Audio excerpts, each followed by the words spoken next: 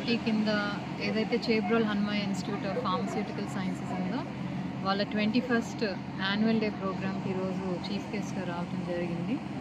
And ఇక్కడున్న students performances కానివ్వండి, studies కానివ్వండి, ఎందుకంటే ఒక స్టూడెంట్ లైఫ్లో ఇవన్నీ ఇంపార్టెంట్. స్టడీస్ ఎంత ముఖ్యమో ఇలాంటి కల్చరల్ ప్రోగ్రామ్స్ కూడా ఇంపార్టెంట్. అలాగే ఆ ఇయర్ అంతా ఏం అచీవ్మెంట్స్ చేసింది కాలేజ్, ఇన్స్టిట్యూట్ అనేది ప్రతి ఒక్కరికి తెలియాలి. అలాగే స్టూడెంట్స్ ఎంతమంది ఏం అచీవ్ చేశారని, అలాగే వీటితో పాటు ఫార్మస్యూటికల్ ఇండస్ట్రీలో వచ్చే చేంజెస్ ఎలా అయితే ప్రతి ఫీల్డ్లో కూడా చేంజెస్, హెల్త్ కేర్లో చేంజెస్ మొదలైనవి, ఏఐ కానివ్వండి, ఆటోమేషన్, మెషిన్ లెర్నింగ్, అలా ఫార్మసీ ఇండస్ట్రీలో కూడా ఆల్రెడీ చేంజెస్ మొదలైనవి. సో దీనికి పిల్లలు ఎలా అడాప్ట్ అవ్వాలి, ఎందుకంటే మనం టెక్నాలజీని అందిపుచ్చుకొని భయపడకుండా టెక్నాలజీని అందిపుచ్చుకొని ప్రతి ఫీల్డ్లో కూడా దాన్ని మనం అందిపుచ్చుకుంటూనే ముందుకు వెళ్ళగలం. అప్స్కిల్ చేసుకుంటూ ఉండాలి. ఫర్ ఎవర్ ఒక స్టూడెంట్ లైఫ్ అనేది కొన్ని ఫీల్డ్స్లో, ఎస్పెషలీ హెల్త్ కేర్ ఫీల్డ్స్కి సంబంధించి అదొక ఫర్ ఎవర్ లెర్నింగ్ ప్రాసెస్ కాబట్టి ప్రతి స్టూడెంట్ కూడా అన్నీ బ్యాలెన్స్ చేసుకుంటూ ఫన్ ఉండాలి, రిలేషన్షిప్స్ ఉండాలి, దాంతోపాటు చదువు, కెరీర్ మీద ఫోకస్ చేసి,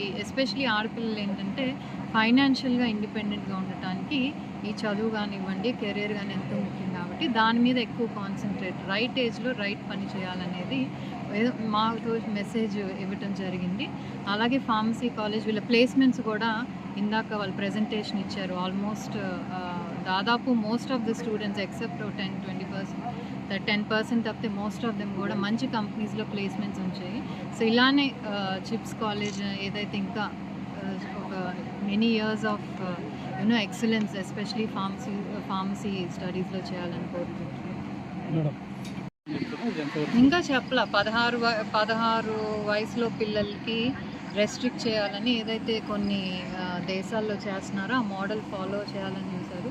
దీన్ని ప్రభుత్వం ఒక్కటే తీసుకొస్తే సరిపోదు, ఇంట్లో పేరెంట్స్ కోఆపరేషన్ కూడా చాలా ఇంపార్టెంట్. ఎందుకంటే చాలామంది పిల్లల్ని మేనేజ్ చేయలేక ఫస్ట్ ఒక 6 ఎప్పటి నుంచి అయితే తినటం మొదలు పెడతారు, 6 నెలల నుంచి అప్పుడే ఫోన్ ఇచ్చేసి సో ఈజీగా తినేస్తాను కల్చర్ మనమే అలవాటు చేస్తున్నాం పిల్లలకి.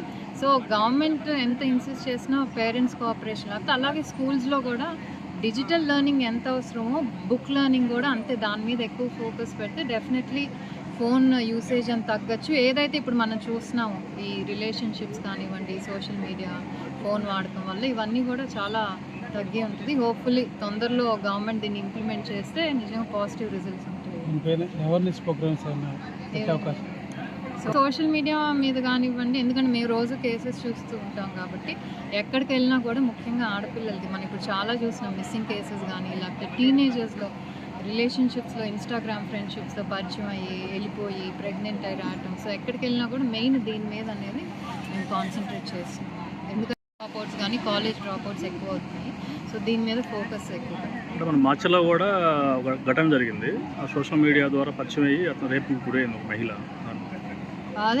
అదే అండి, ఇట్స్ నాట్ ఒక ఏజ్ అనే కాదు, ఈవెన్ పెళ్ళైన వాళ్ళు కానీ, డివోర్సీస్ కానీ చాలామంది ఏంటంటే ఎస్పెషలీ ఒంటరిగా ఉన్న వాళ్ళు ఏంటంటే ఇలాంటి ఫ్రెండ్షిప్స్లో బయట నుంచి ఎఫెక్షన్ దొరికేసరికి వాళ్ళంతా కూడా ఆన్లైన్ ఫ్రెండ్షిప్ కానీ వాళ్ళు ఎలాంటి వాళ్ళు ఏంటో కూడా తెలియదు. యాక్చువల్లీ వాళ్ళు ముందు పెట్టే ఫేస్ ఒకటి, వెనక ఉండేది ఒకటి కాబట్టి ఎవ్రీవన్ షుడ్ బీ వరీడ్. మనకి జరిగే ఇప్పుడు మనం చూసే అన్ని ఇన్సిడెంట్స్ కూడా ఎక్కడో బయట వాళ్ళ నుంచి జరగట్లేదు, మనం ఫ్రెండ్షిప్ పెంచుకొని లేకపోతే మన బంధువుల వల్ల లేకపోతే మన ఇంటి పక్కల వాళ్ళు జరుగుతుంది తప్పితే ఎక్కడి నుంచి బయట నుంచి అవ్వట్లేదు.